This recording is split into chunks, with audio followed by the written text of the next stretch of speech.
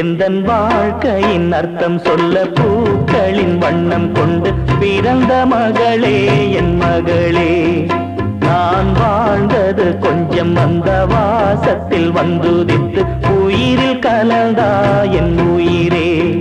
உன் பூவிழி குறுநகை அதில் ஆயிரம் கவிதையே. எந்தன் வாழ்க்கையின் அர்த்தம் சொல்ல பூக்களின் வண்ணம் கொண்டு பிறந்த மகளே என் மகளே. நான் வாழ்ந்தது கொஞ்சம் அந்த வாசத்தில் வந்துதித்து உயிரில் கலந்தா என் உயிரே.